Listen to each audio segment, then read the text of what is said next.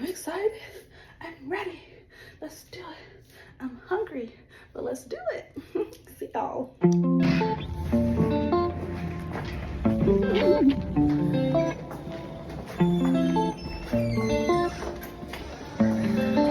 Yes, you did get a bus. I'm just stepping out here. So directionally challenged. Where is everybody? Like, where are the students? Like,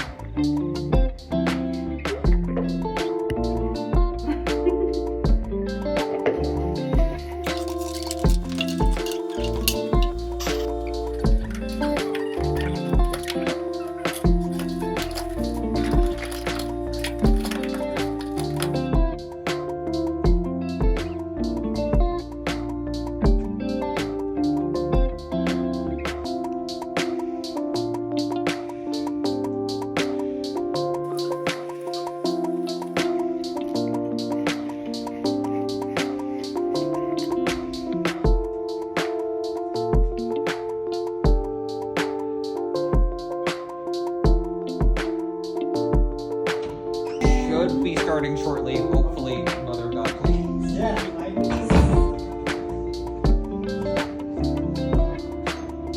where are my students?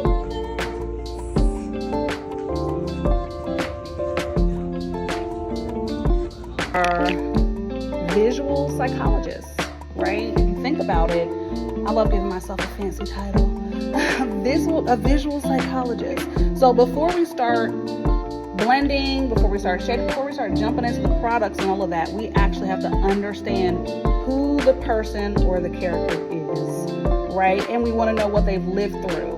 We want to know what emotions and what lifestyle they carry. So that really is that lifestyle marker, is like, what do I know about their lifestyle, about the way they live, about what they want to portray, all of that, okay? So I might have gotten a little bit ahead of myself.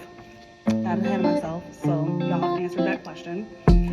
So going a little bit deeper, I told you I would tell y'all what lifestyle markers are, what you want to think about. You want to think about health and fitness. You want to think about the stress levels, right? Is it a mom that just had a newborn and she's up in the middle of the night when we have that scene and I have to do her hair and makeup? I might have to give her some bags and make her complexion look a little more pale and not as vibrant, right? So I have to think about all those things. The occupation, what do they do for a living?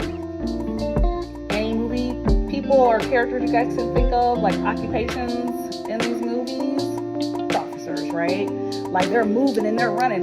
Sweat doesn't just show up because they're actually just in the motion. So we have to create sweat. Do y'all know what our little formula is for sweat? And now they're sweating. And so that's like one of my favorite things to do. To really think about how much sweat there should be based on the action and the activity that took place, and make sure that it's not too much, it is not too little, and it doesn't look fake. Like, we literally are processing all of that in our brains as we're doing this. Okay, environment. And so that's another one. Where do they live? Where are they raised? All that kind of stuff. And then their socioeconomic status. What does all this sound like? It sounds like sociology class or psychology class, right? So when you're in your sociology classes and your psychology classes, you're learning something that can really prepare you for the film industry, which is really cool. And history too, because there's also what historical period is this person in. The other part is aging. This little QR code, if y'all have your phones, are y'all allowed to have phones? Okay, so with your phones, you can go to that QR code and the documentary at the Oak Hill Museum. I don't know if you guys have been there, but the Oak Hill Museum is a documentary about, I had to do this age progression of the makeup. So much fun.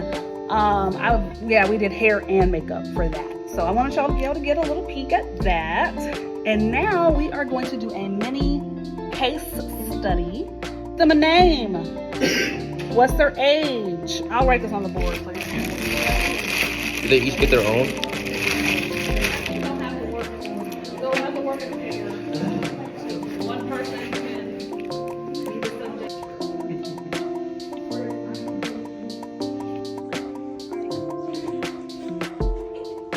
Okay.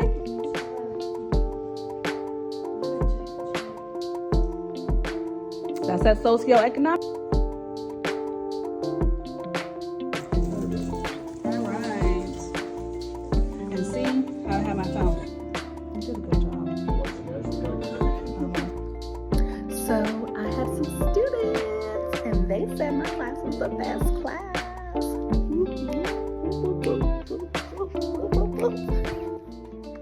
much fun. I wish I could do this every day. Okay, not every day, but every week. It would be so awesome. Teaching students about makeup, the psychology of makeup, the psychology of character development. I love it. And how did I come up with that topic? I said, Justina, you don't have to be like anybody else. You have to lean into your strengths. And my strength, psychology, inner healing, makeup arts, healing arts. Merge them together. What do you get? Psychology of makeup.